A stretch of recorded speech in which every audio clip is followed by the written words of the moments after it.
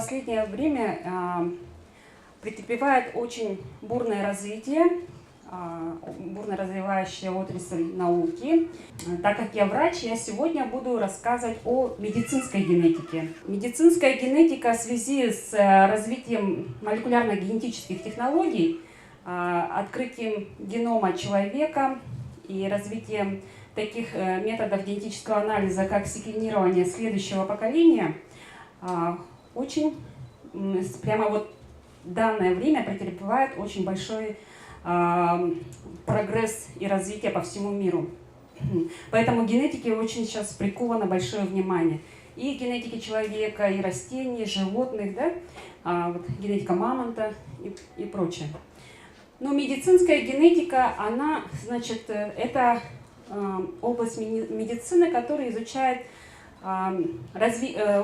влияние, значит, наследственность, роль наследственности в патологии человека, разрабатывает методы диагностики, лечения и профилактики наследственных заболеваний, ну, в том числе и наследственно предрасположенных заболеваний, или многофакторных называется.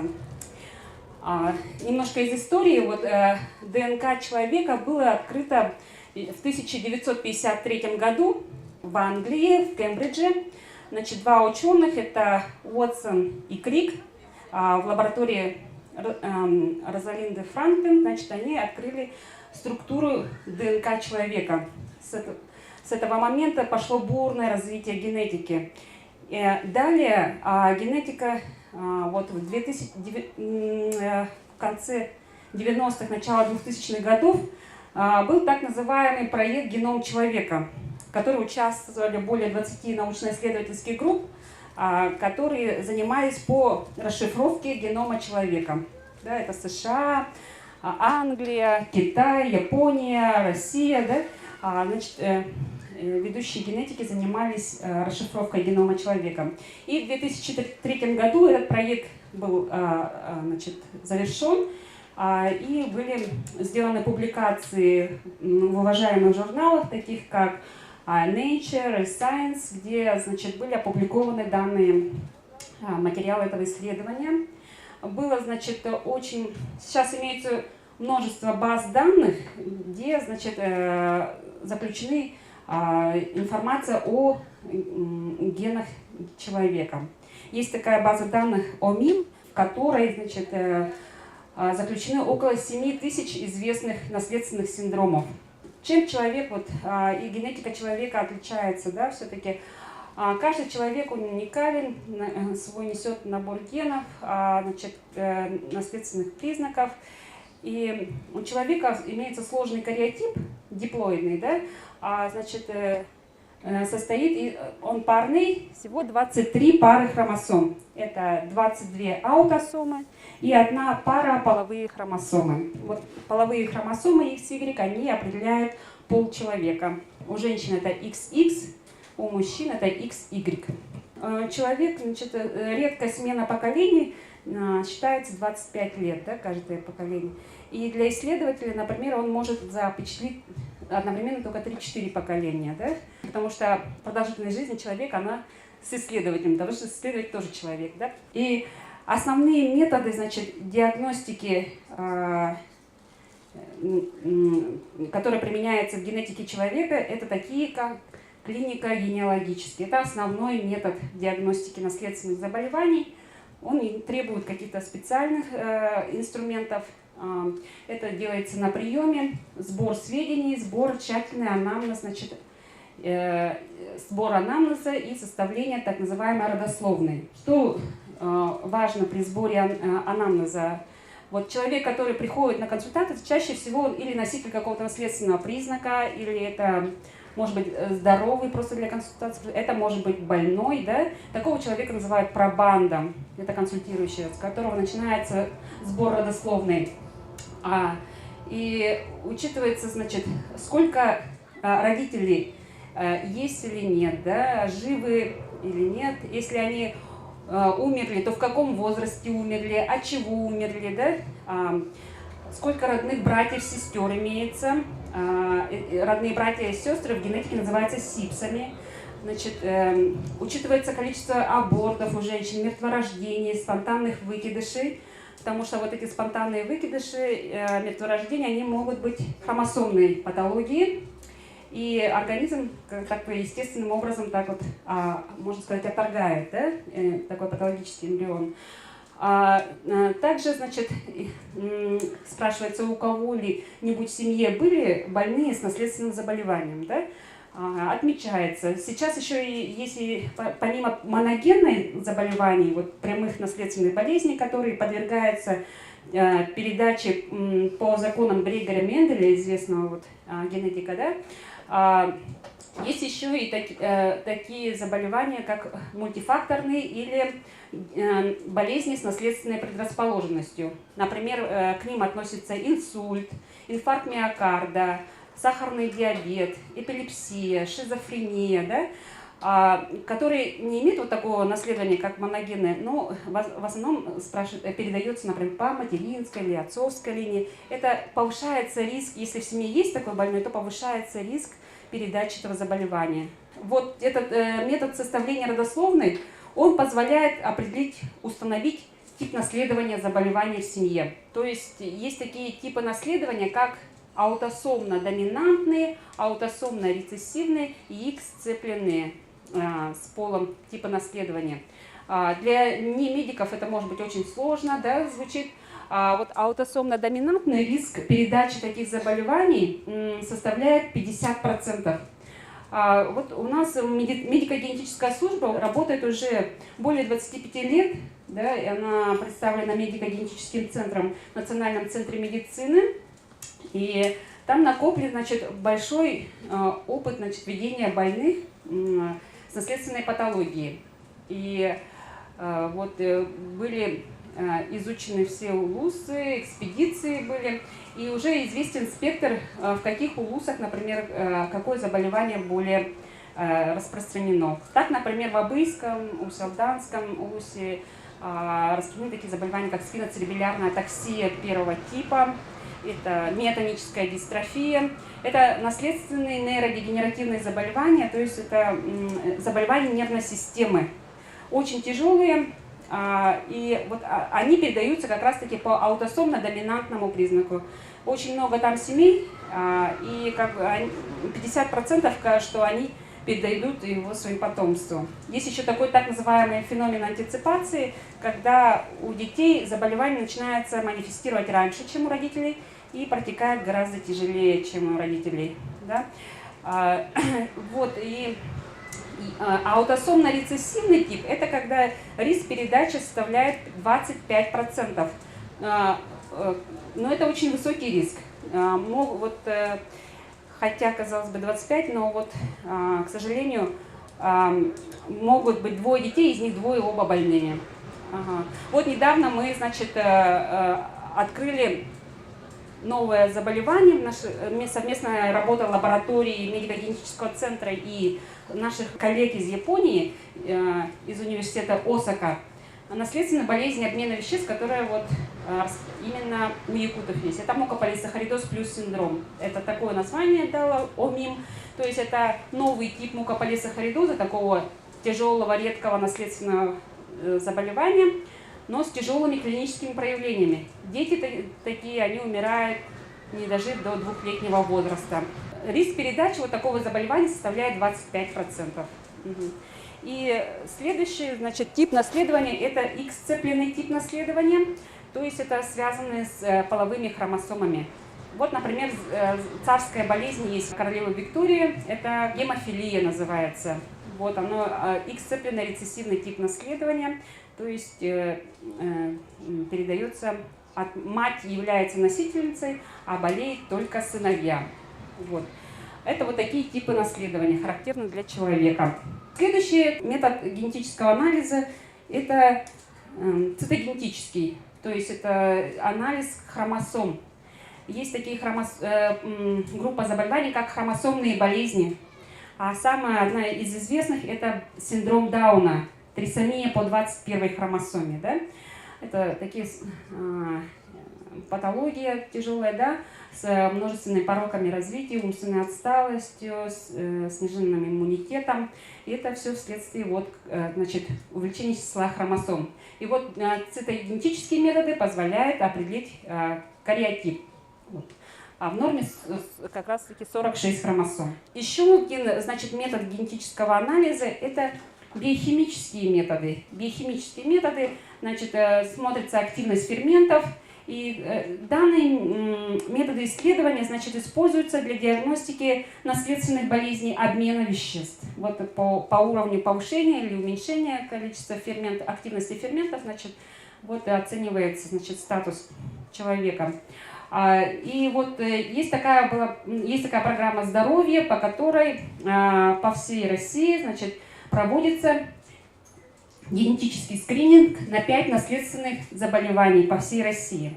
То есть и у нас в Якутии тоже это проводится, в медико-генетическом центре биохимической лаборатории. То есть со всей республики 100% охват у доношенного ребенка на 4-е и 7-е сутки берется капля крови и доставляется на специальной, значит, бланке, доставляется в биохимическую лабораторию.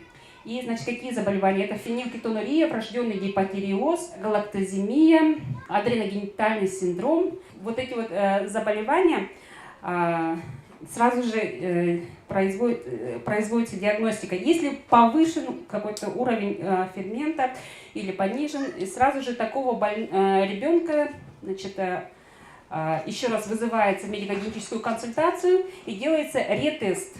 Да, могут быть ложноположительные или ложноположительные могут быть результаты, поэтому обязательно заново это тестируется, осматривается больной врачом-генетиком и уже устанавливается окончательный диагноз.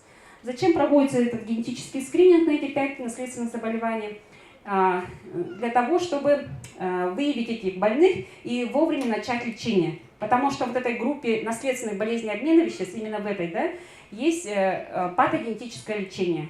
Если вот при других вот генных заболеваниях, все-таки это же этиология, это причина, это мутация в генах, и сложно ли вот все-таки геномным редактированием, хотя этим очень активно сейчас занимается, да, генная инженерия, она очень сейчас активно развивается, но все-таки сейчас это на уровне вот экспериментов, да, а вот при биохимических наследственных болезнях обмена веществ все-таки есть патогенетическое лечение. И вот, например, фенилкетонурия, которая, если вовремя не лечить, то оно самое опасное, это вот страдает интеллект и нервная система, но если им, значит, специальная диета назначается, то такие дети растут как здоровые, да, компенсированные такие. И также вот врожденный гипотиреоз, да, назначение препаратов левотироксина тоже компенсирует состояние больных. И еще одним критерием включения в генетический скрининг – это частота в популяции этого заболевания. Вот для России характерно именно эти 5, да, более распространенных заболеваний. Хочется сказать, что все-таки нужно еще учитывать и территориальные этнические особенности генетики вот разных этносах, как бы она все-таки разная, и в каждом этносе есть свои какие-то вот генетические заболевания, которые более распространены.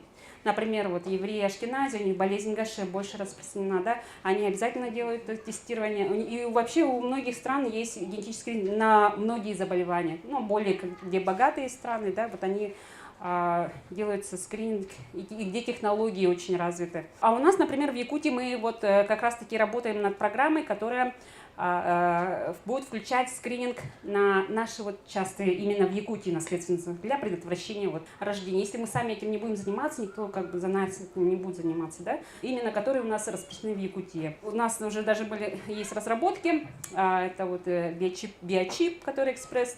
Биочип сразу тестируется одновременно 5 наследственных аутосомно-рецессивных заболеваний, которые распространены в Якутии.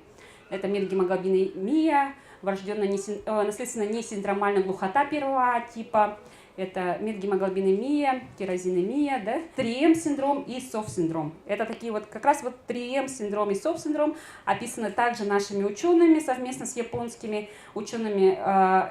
Это формы нанизма, то есть низкий рост, родители с нормальным ростом, а дети вот они вот такие вот низкого роста. И те семьи, в которых есть наследственные болезни, вот, например, особенно это касается тяжелых неизлечимых заболеваний, Да, вот они на ранней стадии беременности могут сделать пренатальную диагностику.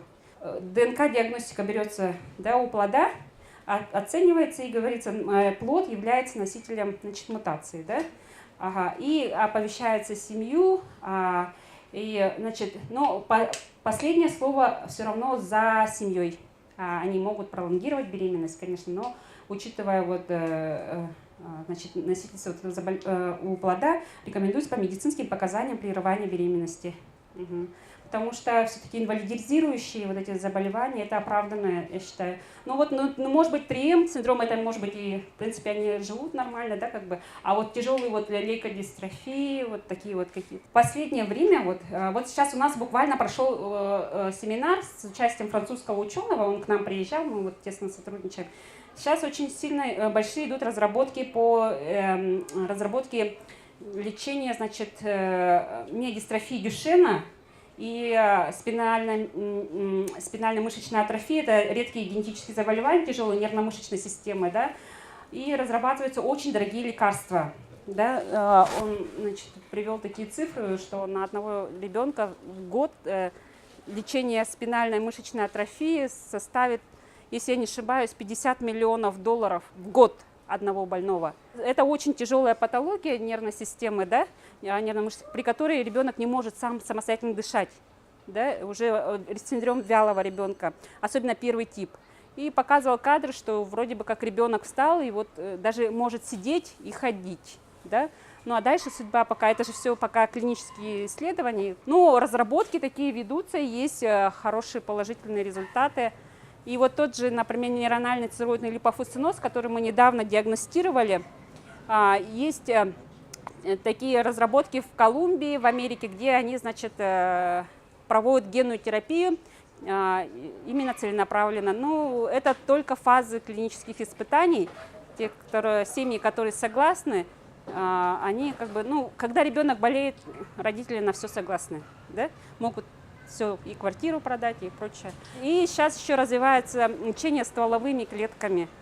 Ага. Ну, на данном этапе есть положительные какие-то результаты, но это тоже вот пока вот такой вот конкретно в стандарты не входит терапия, но некоторые лекарства вообще не зарегистрированы в России, например, да, но терапия вот за рубежом проводится. Будем надеяться, мы как бы все-таки оптимистично, что все-таки мы хотим, чтобы это лечение развивалось заболеваний. А сейчас вот медицинская генетика направлена все-таки на профилактику заболеваний. То есть вовремя сказать, что у плода, например, синдром Дауна или там у плода там какое-то тяжелое генетическое заболевание, оповещается. Семьи еще могут потом определиться на носительство. То есть уже СИПСы, например, братья, сестры, видя вот, что в семье есть такая патология, да, они, значит, сами себя тоже могут проверить на носительство этих заболеваний. Если, например, он окажется носителем заболевания, да, то считается при планировании семьи второму партнеру предлагается тоже пройти тестирование на данное заболевание. Ну, вот такие вот направления, конечно. И, значит, что еще я хотела сказать? Значит, еще один самый как используется в генетике, это молекулярно-генетический метод, вот с помощью которой производится им профилактика, да, вот диагностика. Молекулярно-генетические методы включают в себя такие методы, как выделение ДНК геномной, да, это ПЦР-реакция, полимеразная цепная реакция. Это полимеразная цепная реакция плюс ПДРФ-анализ. Значит, сейчас, помимо этого, сейчас очень развиваются технологии секвенирования. Секвенирование следующего поколения. Таргетное секвенирование, массовое параллельное секвенирование. Вот такие термины используются сейчас в генетике. Значит, это значит, есть такое понятие sequence, да, последовательность нуклеотидов. Вот ДНК она состоит из нуклеотидов. Вот 4 вида нуклеотидов: аденин, тимин, гуанин, цитозин. И они по принципу комплементарной связи, значит, водородной связи, да, по принципу комплементарности образуют спираль двойную. Вот, и вот эти вот методы секвенирования, они позволяют расшифровать геном на уровне нуклеотидов, последовательности нуклеотидов. И вот существующие вот эти базы данных, которые есть, да, за основу которого расшифрованный геном человека. И вот на эту референсные данные, значит, также выкладывается геном анализируемого человека и смотрится, сопоставляется, есть ли какая-нибудь отличие. Может быть, замена одного нуклеотида на другой, или же вставка, наоборот, или же делеция, выпадение какого-то нуклеотида, да, что за собой ведет сбой выработки белка, белок аномальный, или вообще не вырабатывается, или, значит, и функция нарушается органа, следственно, да. И вот секвенирование, есть такое полногеномное секвенирование, когда секвенируются и экзоны, и интроны, все гены как бы человека, да. Такое понятие, как экзон, вот ДНК вот человека, да, вот это, где заключена наследственная информация, значит, есть участки, такие называемые экзоны и интроны. Экзон – это кодирующая область, смысловая. Чаще всего мутации именно эту область задевают. И есть интроны. Наша лаборатория, она работает с 2013 года фактически. Так она с 2011 открыта, но наше оборудование с 2013 года. И мы уже местно здесь анализируем, вот, ПЦР-диагностику делаем. И до этого у нас некоторые виды анализов делались в медико-генетическом центре, ну, на практическое здравоохранение, вот как раз-таки. И сейчас этот спектр расширился до 30 заболеваний наследственных. И вот как раз-таки наша вот лаборатория, она занимается тем, что вот разрабатывает также новые методы, вот, которые есть существующие, апробирует и потом внедряет в практическое здравоохранение, поэтому идет вот такая непрерывная связь и быстрее идет прогресс. Вот издревле считается, что якутская популяция – это генетический изолят, да? И, то есть небольшая по численности популяция, да, этническая, которая все-таки малый уровень был миграции, и в брак вступали одной этнической группы, да, саха, да, ну, большей частью все-таки.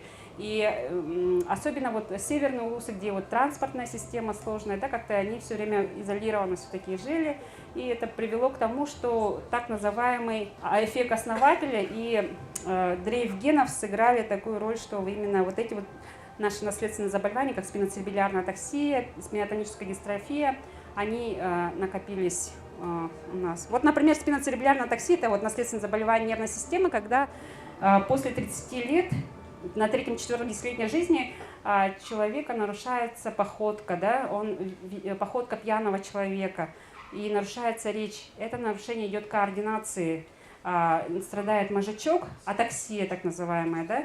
Она вот постепенно прогрессирует, потом, значит, присоединяется так называемый бульбарный синдром, и нарушается глотание, голос, да, дисфония, дисфагия, и в последующем они нуждаются в зонде, установке зонда для питания, да, это из-за этого, значит, у них кахексия такая вот развивается, атрофия мышц из-за недостаточности питания, вот, и они умирают чаще всего от дыхательной недостаточности, от аспирационной пневмонии, да. У нас, значит, считается распространенность 36,8 на 100 тысяч населения. В сравнении в мире обычно 2-3 случая на 100 тысяч. У нас поэтому у нас это считается сибирский очаг накопления вот спиноцеребелярной атаксии первого типа. Они такие больные нуждаются в психологической поддержке, да, все-таки такое заболевание тяжелое. Из этой группы, вилюйской группы, да, Босхогнур, Бахарар называли вот этих больных, оттуда, значит, выделилось очень много генетических заболеваний. Вот когда вот появились методы молекулярной диагностики, прямо вот, например, та же атактическая форма вилюйского энцефалита оказалась спиноцеребелярной атаксией первого типа. Вот это вот, да. Вот оттуда же выделилась околофарингеальная миодистрофия, миотоническая дистрофия.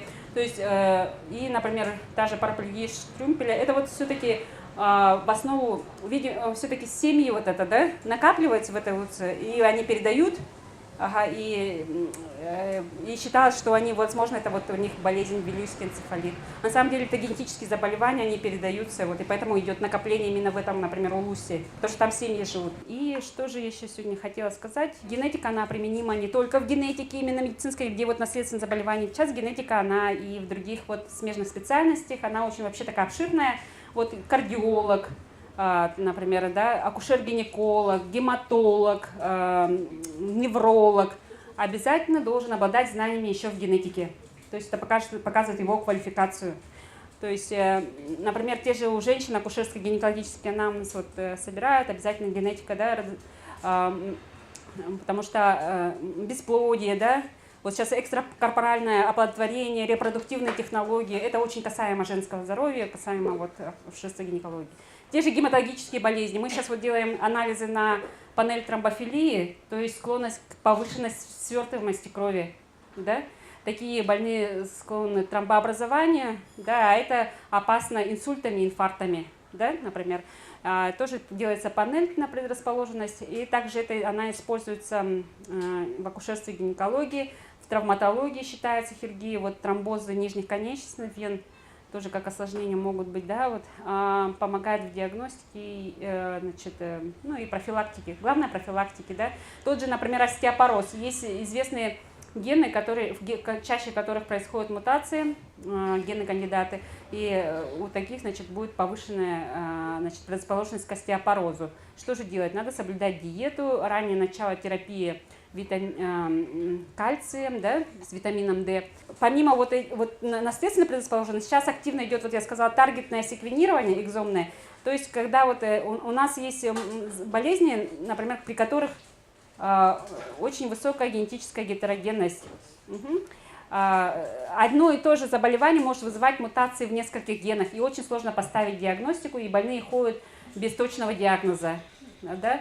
И вот это экзомное секвенирование позволяет уточнить диагноз, и такие сейчас уже активно вот и коммерческие есть лаборатории, и вот при институтах уже это все делается. Раньше буквально годика 5, наверное, назад это вообще как из области фантастики было, как это полное геномное секвенирование, да что такое экзомное секвенирование даже для нас, специалистов. А сейчас это уже рутина. Сейчас уже где-то секвенируется, сейчас выдвигаются другие проблемы, связанные с этим. Слишком большой поток данных. Сейчас, вот буквально в этом году, вот у нас есть такой ведущий медико-генетический научный центр в Москве, да, последняя их, значит, конференция была полностью посвящена геномному редактированию. Ага, то есть такие CRISPR-Cas9 такие, которые внедряются в геном, значит, и пытаются вот именно разработать терапию, генную терапию, генная инженерия. Вот, и создают лекарства, которые вот, такие вот на уровне генов, регуляции генов, значит, работают. Есть, ага. Да, на оптимистической ноте позвольте мне завершить лекцию. Спасибо, что вы меня выслушали.